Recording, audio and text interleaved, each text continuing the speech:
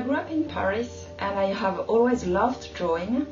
However, I was really good at school, especially in math and science, so I thought I would do some research in a lab later in life. And then as I was so good at school, I followed the path that every good student follows in France, so I studied business and even started a second college at the same time as the first one. So I studied actually business and law, which really taught me to be super organized, a skill that I'm still using today as an artist. And then, however, yes, despite all these good studies, whenever I heard the song by Daniel Balavoine, a French singer, I always wished I were an artist. It really resonated in me. And also when I read the book Letter to a Young Poet by Rainer Maria Rilke, it also resonated in me, and I knew I wanted to become an artist one day. Then I came to a turning point. I finished all my business and law studies and I had many job opportunities. However, I had a sciatica. For 18 months I couldn't walk, so I decided to take it as an opportunity to paint every day and see if I'm getting bored or if I really liked it. And I actually loved it, absolutely loved it, never stopped, and now I can tell you I have never looked back. I see it as a very exciting adventure. I'm actually celebrating my 20th year as a professional artist since I switched careers, and it's really an exciting adventure. Very similar, I think, to doing research in a lab, actually, because you never know what you're going to find and where you're going to go to, what will be the next step. So it's really one step at a time. And so when I took this decision to switch to becoming an artist, I went back to more studies. So can you imagine? It was really very long studies for me. But this time I knew I was in the right place. So I studied art in, I was now told to go to Beaux-Arts in Paris, but I went to École des Arts Décoratifs, the other really great art school in Paris. And I was a bit older than the other students, therefore I think I was super motivated and driven, wanted to try everything, and actually I did try everything that was possible, so engraving, sculpture, painting, photography. And as I was living in Paris, I also took the opportunity to visit an average of one exhibition a day, which was amazing. So for some reason, I love to work on the ground directly. I'm really not the typical artist. You know, when I studied art in art school, I had teachers who taught me how to have a nice palette, a professional one, and put a little bit of each color all around the palette, and I never do that. I take some recyclable, well actually they are not recyclable, but some plastic plates, and I'm trying to use them as long as I can. They are really, you can see, and I put a little bit of different colors everywhere. It's very messy. And then I take some old yaourt containers to put some water in it. It's really messy, but that's the way I work. And then you are supposed to have, I guess, a nice easel. My easel is completely broken and I never felt the need to buy a new one. I prefer to work flat on the floor of my carpet. It's really, it's like a piece of art by itself with stains and spots everywhere. So I put a little bit of colors, different colors everywhere. And sometimes I also do some drippings, like, you know, those American masters. So what brought me to America? Many things, actually. I made one trip when I was a teenager with my parents. I was actually 18 years old. And it was in California for 1 week. I didn't like it that much. However, I was dreaming of moving to America. I had like this vision that everything would be possible here. I had like this image, this mental image of an open sky with bright lights. And I think I was actually true. I have the feeling here everything is possible as long as you work hard for what you want. So I'm always working with music, classical music. So let me turn it on. Okay.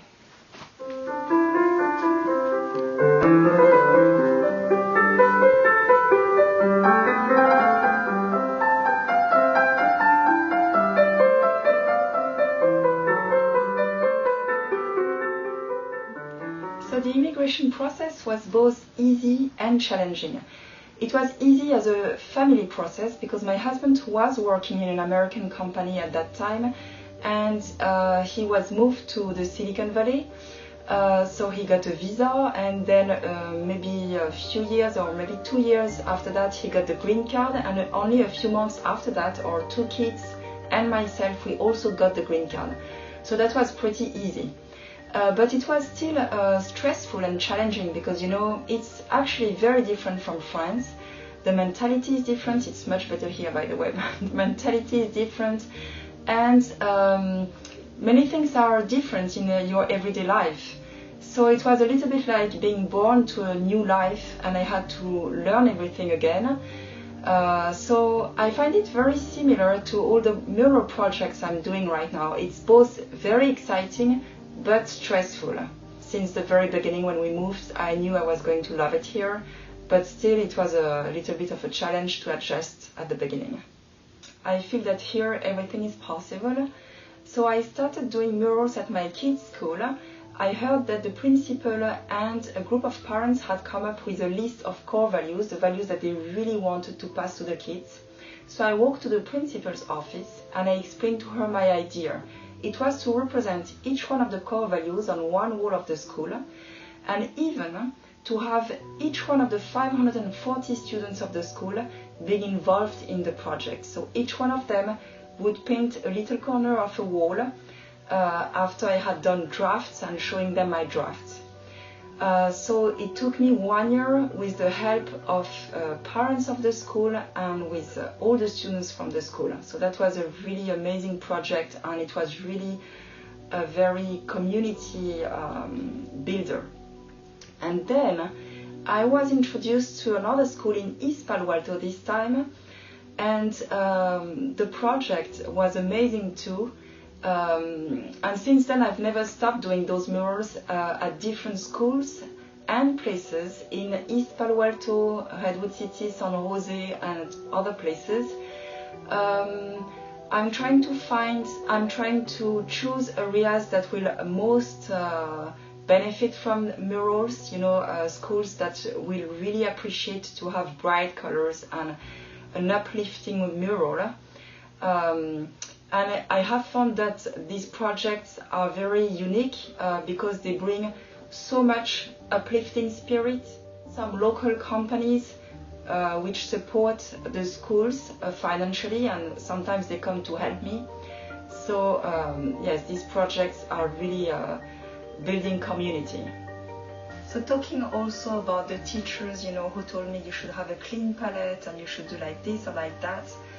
I think art is more about freedom and hard work. So if you want to do something, if you have a vision of what you want to achieve, then whatever the way you are doing it, just go for it. Do you know what I mean? There's not one way to do things, but there are any ways good. So I like working with those old plates. I like using those old yacht containers, but I really think there's not one way. It's the same about freedom in terms of results. Some teachers will tell you the sky is blue, the grass is green, but why? I mean, if you want to do a yellow sky and a red grass, why not? Art is really about freedom of expression. So I started with my classes as I was hosting summer camps, actually just for fun. I talked with a mom and she said I had noticed that this girl was doing really great with art. And this mom shared with me that her daughter had had a very serious illness in the past.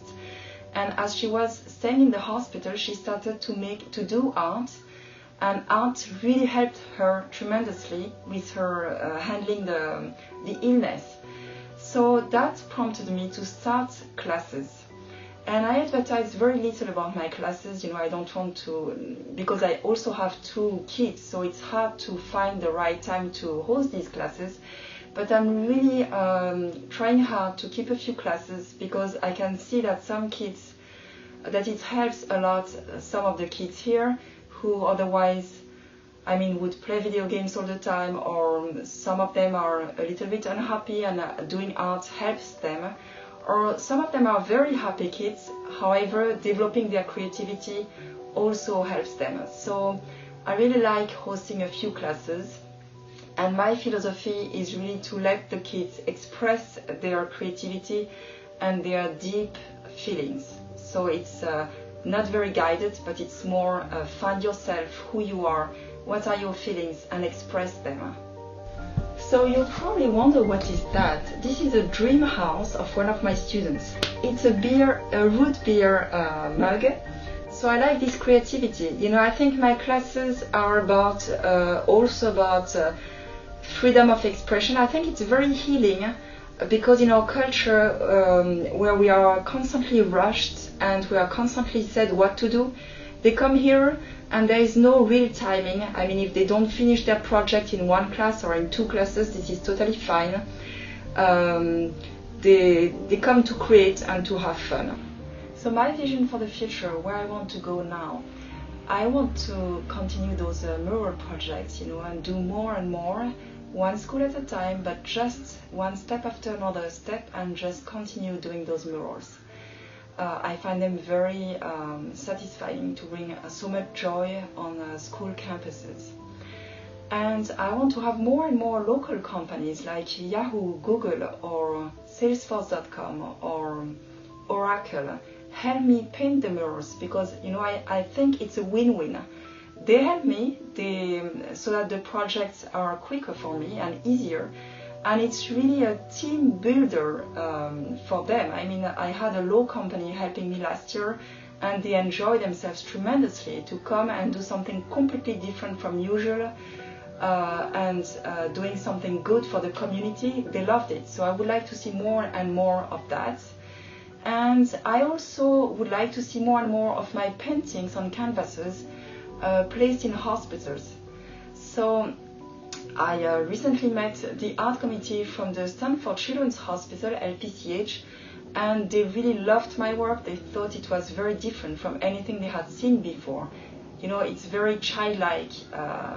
However, they said that you can tell it's made by an adult and not a child. They really loved it. And I'm hoping to find some private donors or sponsors to purchase the paintings and put them and donate them to the hospital. These projects, obviously I gave a lot of myself, a lot of my time and talents to those schools, but, you know, I have the feeling I also received a lot. Those projects really helped me to be more part of the community. First, I made some really good friends. You know, all the people who came to me and asked me to help me on those projects. And it was always very surprising to me that some people came to me. I didn't ask them for anything, but they came to me and proposed me to help me. So I made some really good friends. And then when I see my paintings a little bit everywhere throughout the Bay Area now, I feel I am really rooted in the Bay Area, and this is my new country. J'aurais voulu être un artiste.